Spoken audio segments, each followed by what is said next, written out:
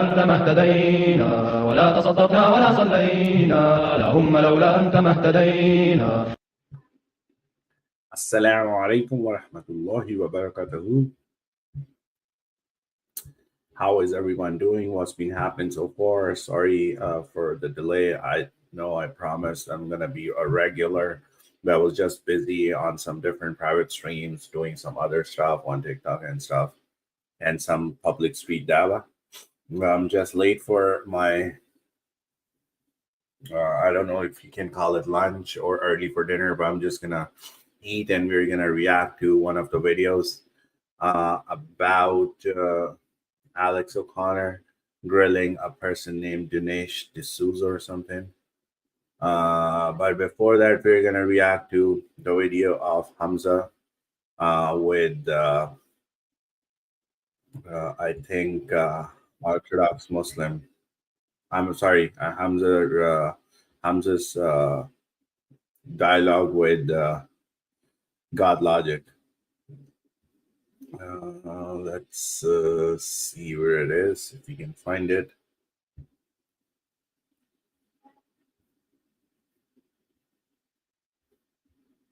And this is the video.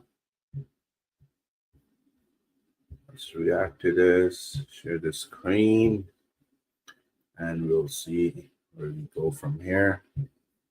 There we go.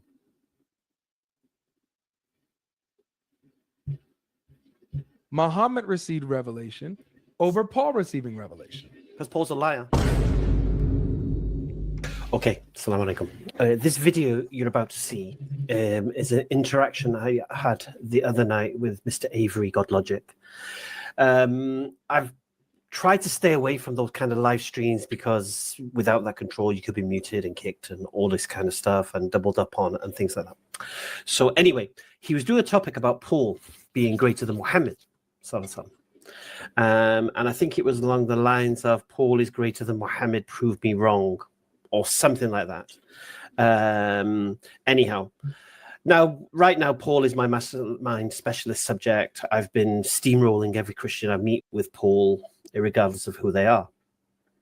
So I thought this would be a fantastic opportunity to see if Avery could offer any resistance to this argument, especially because he's put Paul's names in lines. I did have a sneaky suspicion that he's just obsessed with talking about Islam, but I thought, let's give it a go. Once the video finishes, then stay tuned because I'll be giving you my feedback as how I felt the interaction went, as I thought or not. All right. Here's what happened. Check it out. What's going on, man? How you doing, mate? I'm good, man. I'm good. That was a terrible argument, but I'm not here to talk about that. On whose side? On your side. My side? Yeah. You picked on somebody who didn't have the knowledge to deal with that topic. What he studied? He studied the topic. He hasn't. So you would do better? Yeah, on that topic, yeah. So you would do better in proving that. I would do better in demonstrating. 42. Yeah, I would do better demonstrating the idea of blood sacrifice is required to forgive sin. Yeah, I would, but I'm not here to talk about that. We got to talk about that one day then.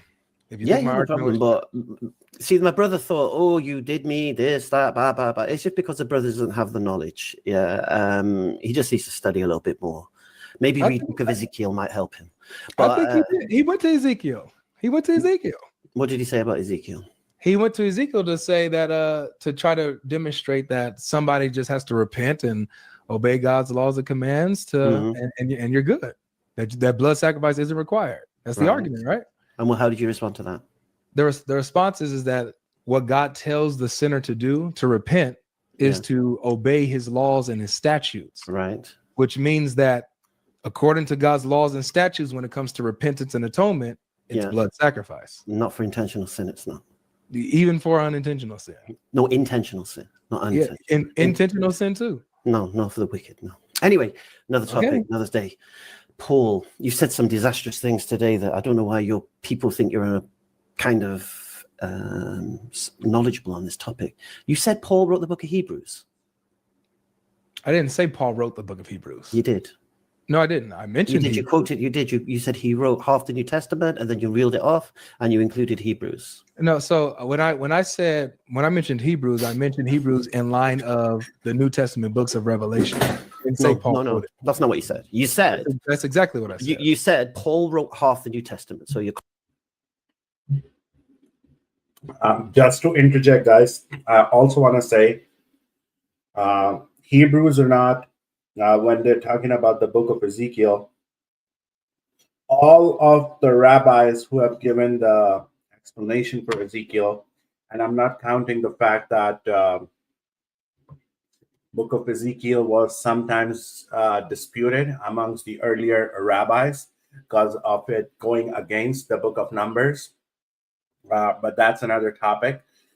But none of the rabbis believe or even close to believe what God Logic just said about the book of Ezekiel and sin offerings and blood sacrifice. It's insane how ignorant this person is. Conversation started, and then you reeled off Corinthians, Galatians, and you. No, he asked about Paul's revelations. No, you didn't. This was not you about Revelations. This was you saying. Okay, you said, and you can rewind it and you can watch it because my ears pricked up when you said it. You were reeling off. You said Paul wrote half the books of the New Testament, and then you started to list them: Corinthians, Galatians, Romans, Philippians, Ephesians, Hebrews. No. Okay, so you did say it. So would you say you said it incorrectly? No, you heard it incorrectly. So, I heard it incorrectly. Yes. So this is what actually happened. All right. Okay. I didn't mention Hebrews in the context of Paul's letters. Okay. That he wrote. Okay. I'll tell you what he said. Fine. If you're saying you didn't say it, let me tell you what he said, man. So what the dude said was, he said he was talking about how Muhammad received revelation over a course of 23 years. And he asked, so all you have is Acts that talks about that where Paul receives revelation is only in Acts? I said, no, that's when I list the books in regards to revelation that Paul has. Hebrews is part of that. Right. So I didn't say he wrote it. So Paul's not the author of Hebrews. I don't think that Paul wrote it. I think that it's possibly written by Luke at the dictation of Paul, but that doesn't deter that it comes from Paul. But you listed it in your list after Galatians. I can rewind. Do you want me to play it? So sure, I don't want you to think I'm making this up. You're not. You're just wrong. Knowledge. I'll clip it in a clip so we can demonstrate that point. Okay. Well, you said a couple of things that made me. So bro, start off by proving that Muhammad is greater. No. I'm here to talk about Paul. I'm not here to talk about Muhammad. I'm sorry. That's the topic. Yeah. Muhammad is greater than Paul. Yeah. So and you was asked about Paul and why you think he's so great, and you reeled off so many things. So I'm here to contest that. That was in line of people giving reasons why they think Muhammad is greater than Paul. No, I'm here to contest Paul. I'm trying to understand why you think Paul's such a great authority. You said you think he's reliable, trustworthy, all of these things. So I'm here to challenge that. If Paul's dismissed, there's nothing to challenge Muhammad, is there? Okay. Well, I could dismiss Muhammad too. So what? But you said Paul. So your claim is Paul is greater. So that's not my claim. My claim is prove Muhammad is greater than Paul, or not. That's not even my claim. It's my challenge. Prove Muhammad is greater than Paul. That's what you have to do. Is that what your title is? Yes, bro. Prove Muhammad is greater than Paul. So all I've heard you so far is when you was asked, why do you think? And a lot of New Testament scholars have written how Paul was against the prophet of his time, or quote unquote, well, I don't know if he heard his message or not, but very close and contemporary to that. Blessings from His Kingdom Catholic Church, INR. Peace, man. So we can go to leading scholars on Paul's work and studies and his approach You can go to Dr. James D. Tibor. You can go to Bart Ehrman, or if you don't want to read a book or pay for a book or whatever it is, you can download a PDF. Or even if you just write Jesus versus Paul books on internet, you'll find a bunch of books which they talk about and they pit Jesus and Paul against each other. So saying that Paul, anyways, let's go. Paul's so great, and you listed so many things which are just not true. So this is why I'm interested in dealing with, because I don't think you have a clue when it comes to Paul. I really, really don't. You're obsessed with Islam, but you don't know your own religion, I don't believe. Cool beans. So let's do it how everybody has to start off. You have to start off, because I'm telling you right now, Hamza, and you might not like this, but this is how it is. You have to prove how Muhammad is greater than Paul. Both of them right now are on the scales. You have to give your reasonings, and we're going to see if they stand. We can't prove anything either way. You can believe it. You can't prove it. Okay, so how about this? Let's rephrase it. What is your evidence that Muhammad is greater than Paul? What's your evidence? Muhammad is a messenger of God. What makes him a messenger and not Paul?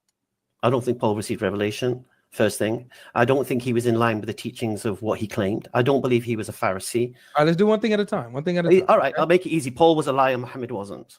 Okay, one thing at a time. Let's start with the first thing. You said that you don't believe that Paul received revelation. No, let's start from the beginning. Believe Muhammad did. Let's make it simple. That's the first thing you said. No, I know, but let me nutshell it for you. No, I don't need. What I'm going to. No, this right here. We're doing one thing. No. I'll make it easy. Paul's a liar. That's fine. That's point 4. That's point 4. No. Point 1 rolls into all of them. So Paul's a liar. Muhammad isn't. I got you. So what makes you believe Muhammad received revelation over Paul receiving revelation? Because Paul's a liar. Okay, so what makes you think he lied about him receiving revelation? Because of what he received, based upon your text, and what the disciples believed was contrary. All right, so just to be clear, you're saying that because Paul and what he supposedly received is contrary to what the apostles had, then that would make Paul a liar. Yes. Okay, so for somebody to be a true messenger, to have credibility, they would have to be in line with the apostles. Is that correct? Yes. Okay. Was Muhammad in line with the apostles?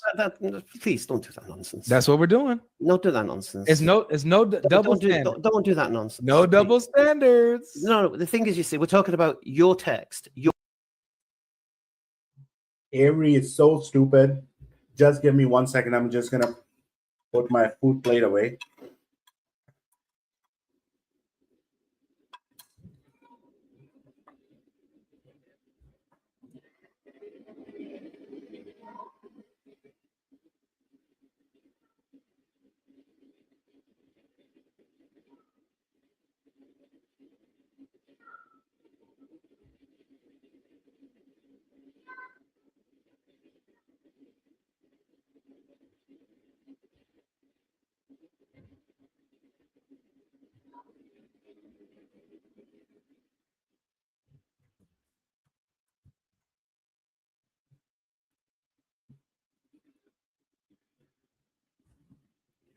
All right. Sorry about that. I'm back. All right. First, let me break this down because I don't think he has learned how to study and argue, or Socrates' 5 basic principles of arguing or taking a stance and stuff. This stupid person, God Logic, said that God Logic that for someone to receive a revelation, they have to be in line with the apostles and disciples. Well, it's talking about the messenger of that time, and people who saw him can be called Sahabi or Ashab in Arabic, or apostle or disciple, whatever it is. So if there is a messenger, let's say in this example, Moses, Aaron, and Joshua. If Joshua is preaching something which Aaron and Moses didn't, you have a very strong cumulative case to say that Joshua is not a prophet. but saying Jesus's apostles are now the gold standard for any future prophet to come, or even apostle means prophet. With Paul, when Paul is going against those apostles,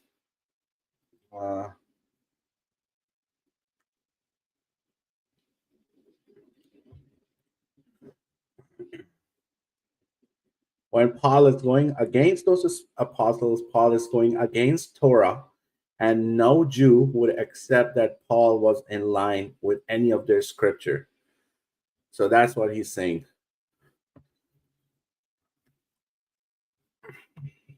We're talking about both. Position. Look, I'm not playing this game. I don't answer questions to Christians until you demonstrate you understand English, comprehend it, utilize it. The point here is this: you made so many claims about Paul, which went unchallenged. I'm sorry, Your Grace. Forgive my insolence. Unfortunately, we do have a subject matter that we have going on. So why is it when other people question you on Paul? Your Grace, please, forgive my insolence. But again, I'm going to go play Bannerlord. Latest dude. Come on, Hamza. See you later, dude. Take care. I watched you go unchallenged with your claims about Paul, and as soon as your challenge on Paul, I knew you were going to run like a little girl to Islam. But I did the. I'm doing you can't handle it. I'm doing you the same way I did them. You can't take the smoke. I'm right here. Look who's running away. So answer questions about Paul, then, which you've been going about to leave the As soon as you're pressed on Paul, you know you're clueless. You seem upset. So you run to Islam and all this. Hamza, you seem upset, man. Focus on Paul. Validate Paul. Listen, I'll explain why. Let me explain something. Please, don't talk about Muhammad. Please don't hold me to my own standards. Let me explain it to you. No, I don't need to explain. I don't need you to explain anything to me, man. Well, I'm going to. It's like this. But I'm going to. When you come here. So my argument against Paul destroys. Let's go ahead and do this. When you come here and you try to challenge me on my subject, you're gonna get treated like everybody, Hamza. Everybody, bro. Stop trying to run away from the challenge. Stop. You're not going to get away with double standards here. So this is what happens after his smile and laugh, and whenever people are like, "Oh, you should, debate with Avery." Not to me. They have done that to me. I'm not interested. But a lot of other Christians are like, "Oh, you speak a lot. You do this. Why don't you speak with God, Logic, Avery, and stuff?" And this is what happens when online space, especially TikTok, is very toxic in terms of muting someone or staying true to the topic. And I do understand sometimes people have made up their mind and their preparation and their script, and they have their they come with the deeds, right? They come with the receipts. They have those things. But unfortunately, it is true that Avery's best suit, I'm not gonna say his area of expertise, because he has no idea about Islam either. His best suit to make money, clout, and whatever it is to attack Islam. That's how the algorithms they trigger and stuff. But when it comes to defending Christianity, first of all, it's impossible to defend Christianity. But even with that, this is like their top 4, 5, 6, 7, 8, 9, 10 apologists, and they are terrible at it. You tell them one thing and they just falter. So this is what happens when you are. I'm not saying this in terms of a term of disrespect or anything. I'm saying that's what it is. It's paganism. It's idolatry. It's going against the God of Torah. And that's all we can say. And with Paul, you can find multiple resources where disciples were displeased, and scholars have written that there was a huge rift between James, Peter, John, and Paul.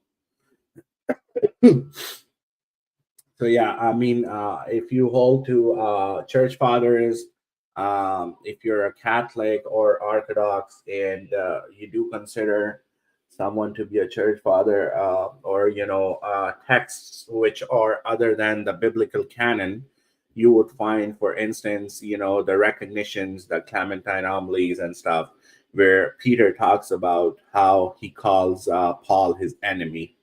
And we can look, let me just write Clementine homilies, Epistola Petra, which is the epistle of Peter to James. Want to find the second or third page of that.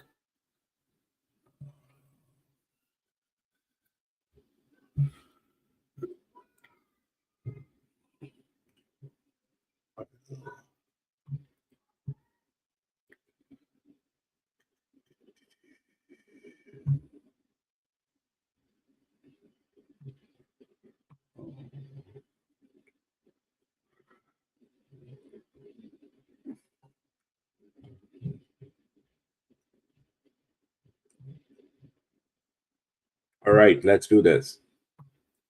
Take a break from that.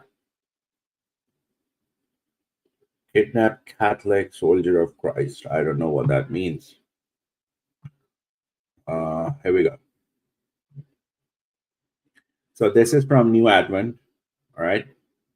There's Clementine Homilies, introductory epistles. This is the Epistola Petra, the epistle of Peter to James. We're gonna skip this, but the first paragraph of first chapter, as they have put the heading, it's really good too. Let's go to the second and third, and we're gonna try finding the name, the word enemy. All right, let's do from here. And this I know, not as being a prophet, but as already seeing the beginnings of this very evil.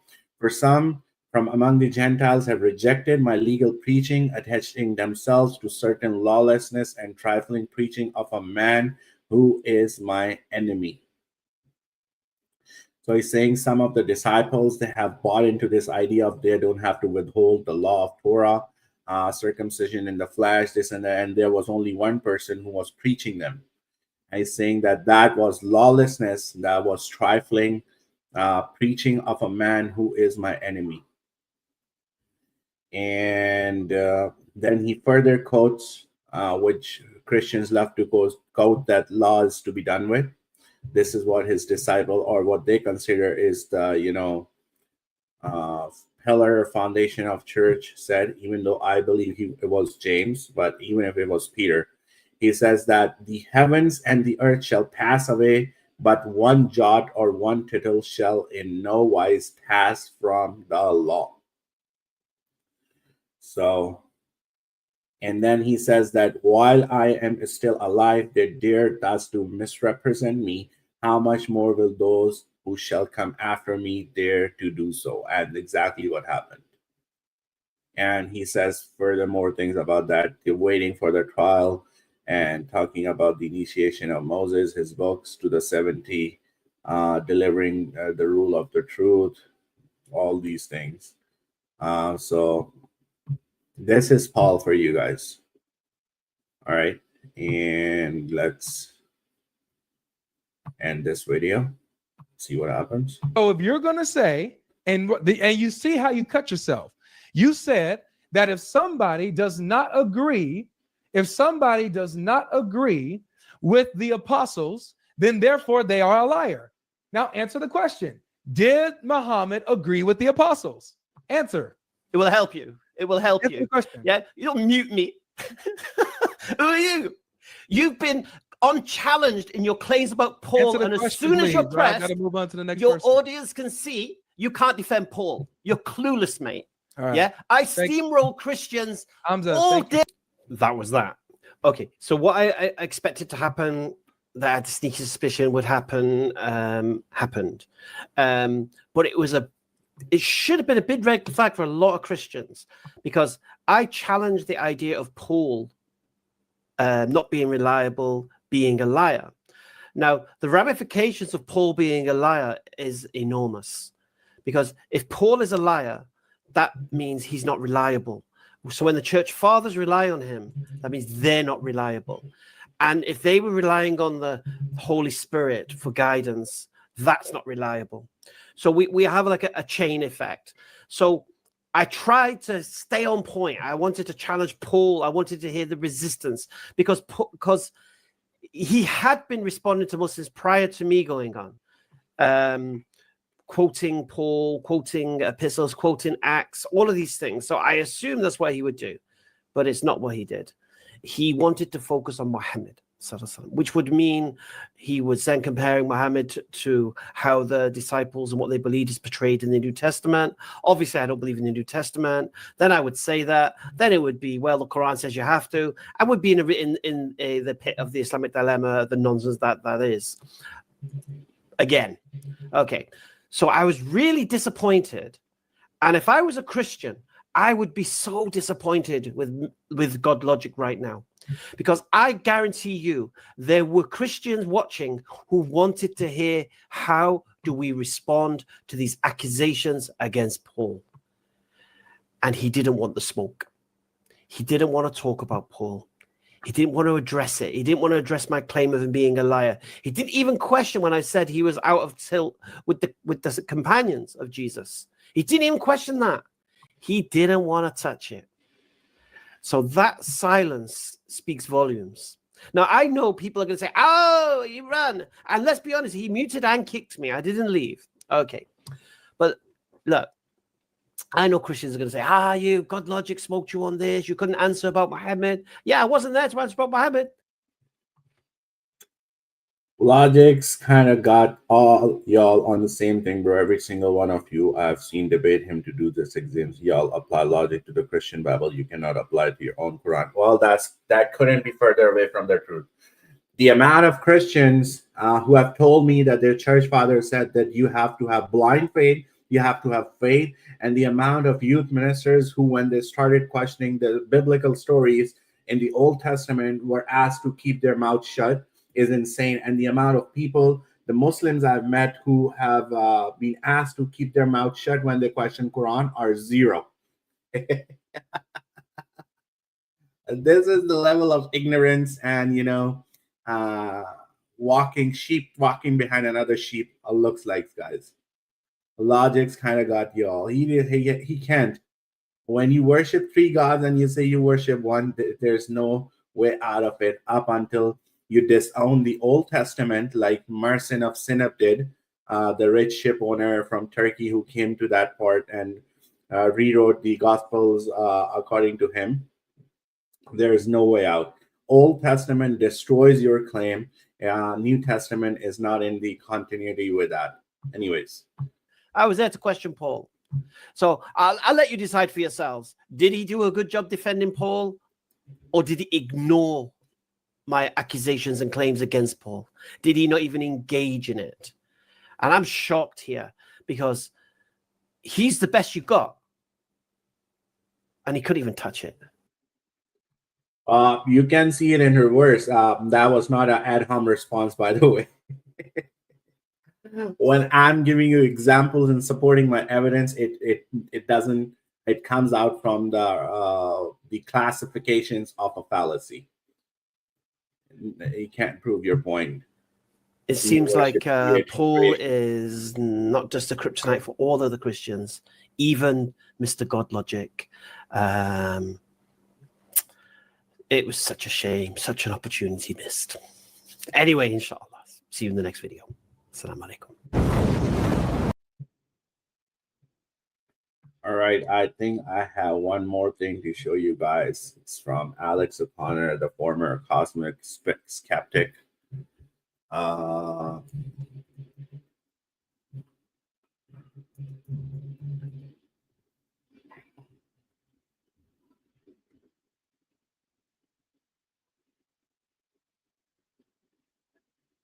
Let's do this one.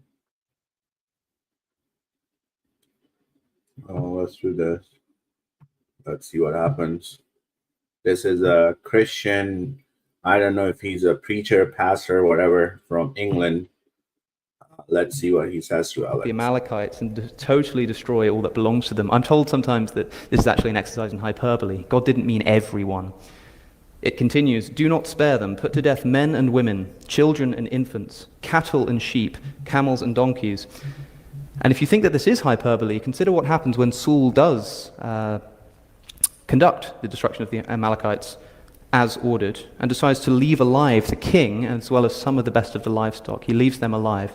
For this small act of mercy, God responds by saying to the prophet Samuel, I regret that I have made Saul king because he's turned away from me and has not carried out my instructions.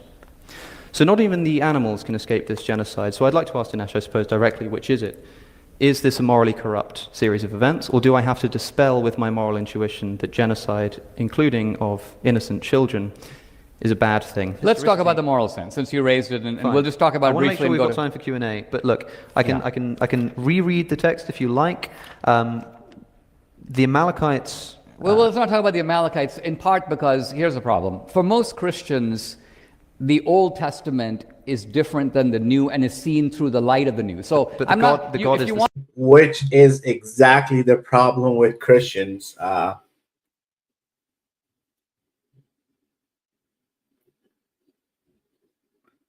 Yeah, you do have your beliefs, and I have my beliefs. There's no such thing about approach when modern day secular and critical textual critics who are Christians, who have studied Christianity for 8 to 16 years, are saying that all of Paul's teachings were against Jesus. We don't have to look no further. And there's another display. This guy just said that the Christians, they think that Old Testament is different from the New Testament, and they look at the Old Testament in the light of, which is basically in the lens of Christianity. That's why they see Jesus everywhere. Anyways. If you want to go to, Dennis Prager, who has written about this from a Jewish perspective, has written about the Deuteronomy, the Book of Kings, the Amalekites. Sure, we can bring him out what he later, considers to be the justifiable massacre of the Canaanites. I don't really want to go there because... Well, I know why you don't want to go there. Well, the reason I don't want to go there, the Old Testament is full of horrific massacres. Yes, and that is hold on. Massacres which are ordained. Massacres which appear to be ordained by Yahweh directly. Sure. Agreed. And for them, Yahweh is Jesus. Oh my God. So he just said that Old Testament is filled with massacres. Have you guys heard it correctly? Holy. So that's what Jesus is. I thought he was all love and stuff up until there's a point when a woman is calling your church and asking for baby formula. And why are you saying Yahweh instead of God? Why are you trying to distance yourself from the God of the Old Testament? Well, I'm not trying to distance myself. I'm simply trying to say that any reader... So why is that the first time you've used the word... He should have actually said that the God of Old Testament is my God. And this clearly supports the view of people who think that you are sticking to this because it was your forefathers' religion, not because of your brain. Yahweh. I'll tell you why. Because there is a movement within the Bible itself that you are completely missing. Do not think that I have come to abolish the law or the prophets. I have not come to abolish them, but to fulfill them. For truly I tell you, until heaven and earth disappear, not the smallest letter, not the least stroke of a pen, will by any means disappear from the law until everything is accomplished. Therefore, anyone who sets aside one of the least of these commands and teaches accordingly will be called the least in the kingdom of heaven. And guess what? Who talks to set aside the law? Jesus is the word as I understand it. That's the same thing as Luke 1:38. Doesn't mean that he's God. You have to uphold to Nicaea. This is a bright example of what I was telling you, people. This is what Christianity is. They just want to say Jesus is the word, the circular reasoning, question begging. There's no support for this. There's no support for any of these things. But they just want to do these circular reasonings, and they're like, oh, Jesus is the word as I understand it. What's the basis of your understanding? Have you read any? And there are a lot of writings of Philo of Alexandria, who was a Jew, but he had those Hellenistic Greek views about the word or God being so immaterial that only his word could do these things. I don't know if you have read any of those things. And Gospel of John and very little of other three synoptics were kind of inspired by the philosophy of Philo. I have no idea if you have done that or not, but your responses, they're very low tier, bro. least in the kingdom of heaven, but whoever practices and teaches these commands will be called great in the kingdom of heaven. Jesus said that in the Sermon on the Mount, referring to his fulfillment of Old Testament prophecy and law. Referring to his fulfillment of Old Testament prophecy. Old Testament law. And what I'm referring to here is an Old Testament law, which you're now trying to distance yourself from and say that it's sort of different to the New Testament. I'm saying that that's not what Jesus thought. I'm saying you're missing the developmental track of the Bible that is obvious to any intelligent reader. Let me give you one example of what I'm talking about. Tell me about the Amalekites. Tell me what the developmental It's not about the Amalekites. It's about the way that the whole story of the Bible changes in tone and mood and message. I mean, for example, help me out here. Like, just tell me where, any way you like. Tell me where this fits into that trajectory. Okay, I'll tell you where. We have just a couple minutes, guys, so let's wrap it up before the Q&A. Just tell me. The underlying message of the Old Testament is an eye for an eye. The Amalekites are the enemies of the Israelites. The Israelites will crush them with the same venom that the Amalekites would have crushed the Israelites. That's called an eye for an eye. Including now, the children, hold on. The children, the infants. The children. Assalamu alaikum. Can you please send the link of the video that you're reacting to? Wa alaikum assalam. Yes. Here's the link for the video.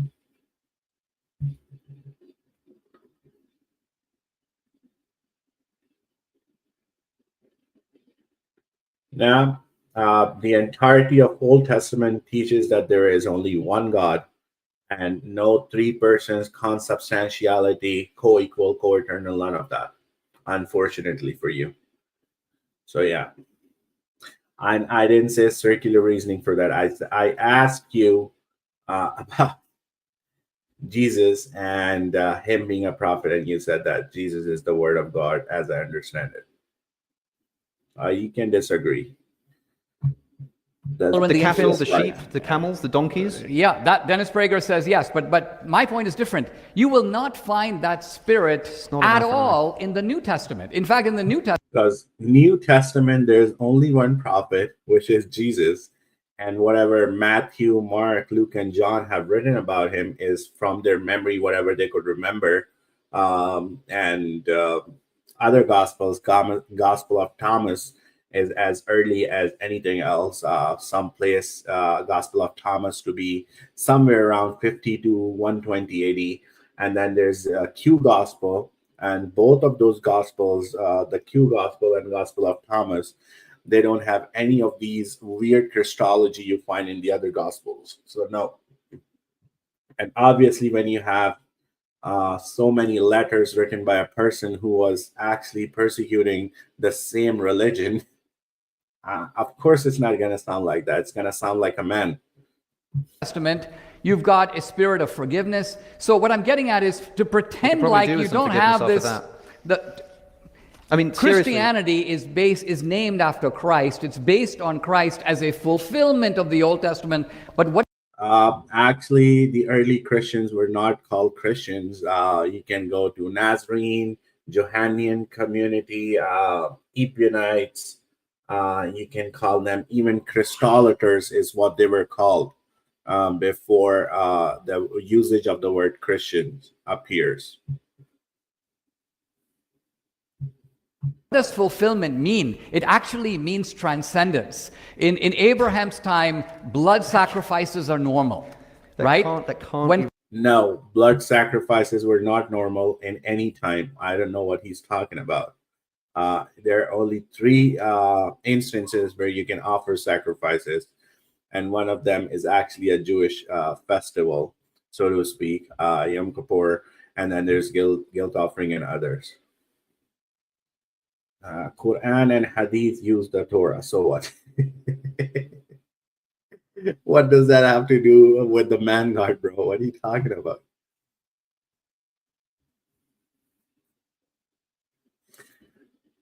Oh boy. Christ comes as a sacrifice. Christ is the lamb. The point is those blood sacrifices aren't necessary anymore. Listen, That's the Christian reading. And you keep filibustering me because you know that the Bible is showing a movement in a direction, and to miss the movement is to miss the Bible. let's look at God in the Bible. Hold on. Let me make one quick point about God in the Bible. There's nothing quick about what you're doing, Dinesh. There's nothing quick about what you're doing. I need to be allowed to respond to what you're saying. I'm getting sick whenever you're I have cross-examining me on the justice of smiting the Amalekites. Honestly, I don't see any justice in it, but I do agree that was the eye for an eye ethic. So, and another thing,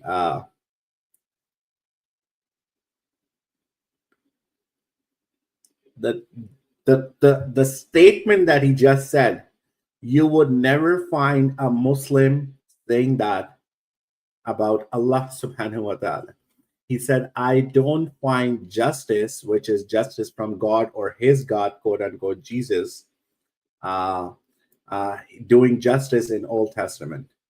Until anyone interacts with the risen Jesus, they are lost, confused in the darkness. I have no idea what that meant.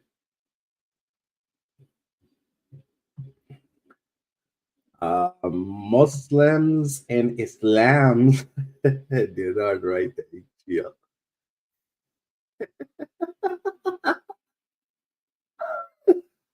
Oh my God, you can't make this up, guys. You can't make this up. This is what liquor does to your brain.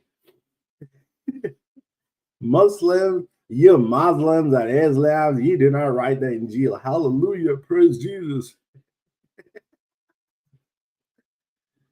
Anyways, so I think the verse in contention is 1 Samuel 15:3. Let's go to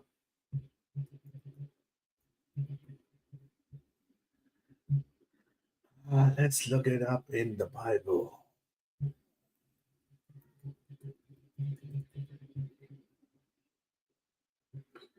These ads are,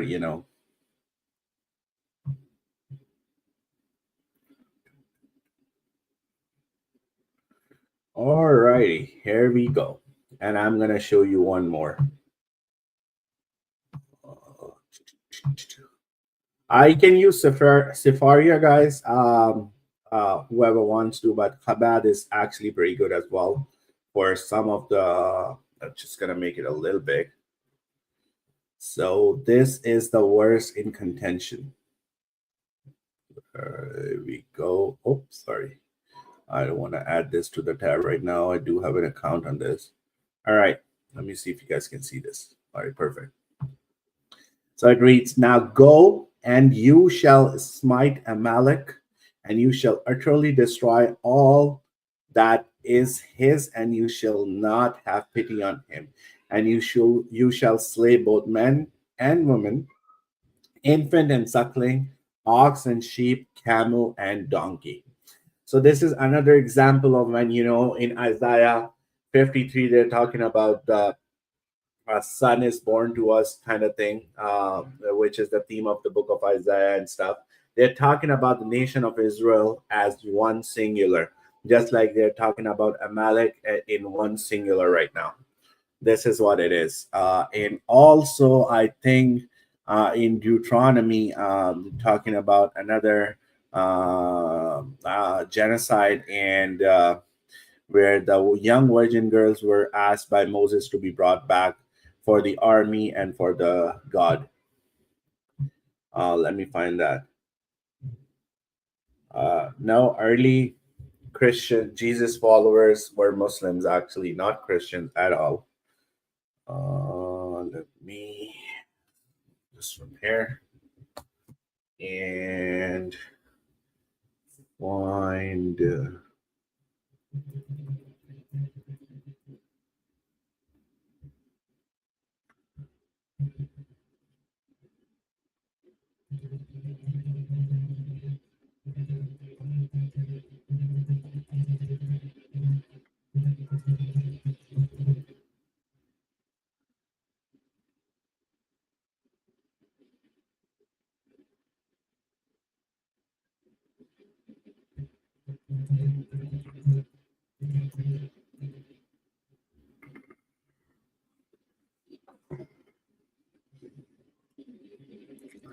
let's go to Numbers 31.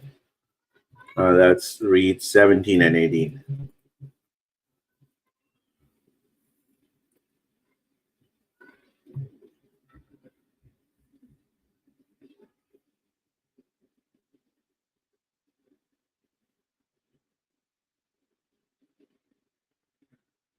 Let me share my screen.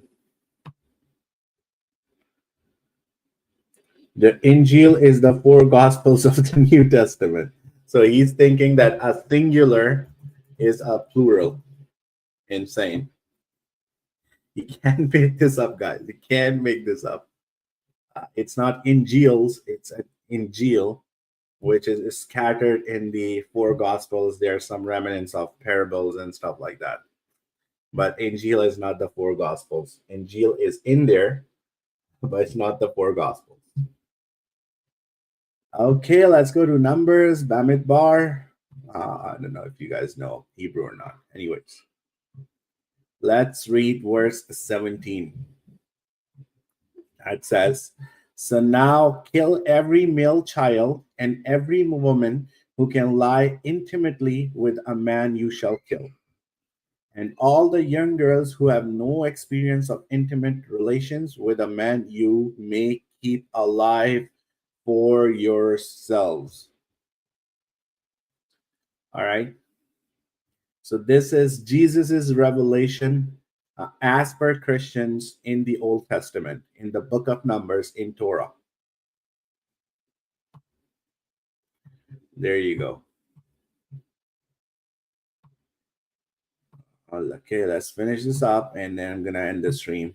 It was very comical. The Old Testament that is repudiated and transformed and transfigured in the New. I've had this conversation so many times, most recently with William Lane Craig. At least he had the gall to just tell me that, yes, that was a moral thing for God to do. I get sick to death of people hand-waving away this genocide by some vague reference to the fact that Jesus came along to do something which somehow kind of undoes the immorality of it.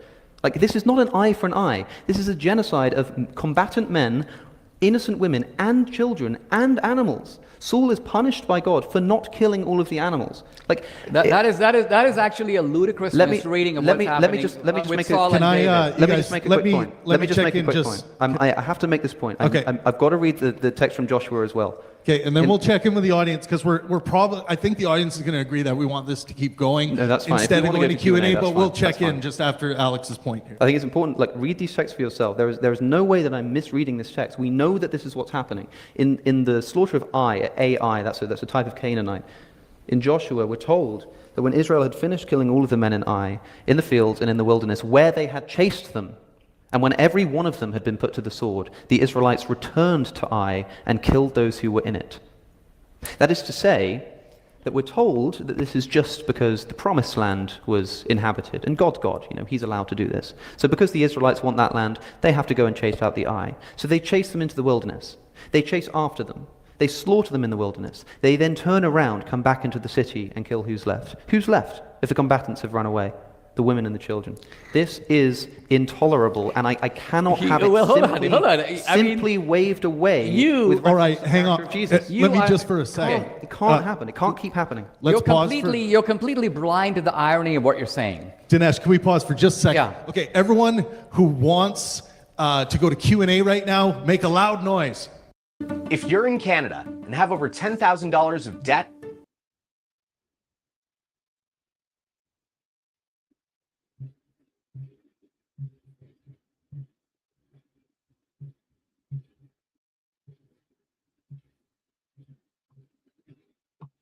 All right, guys, so I'm just going to end this stream here, inshallah.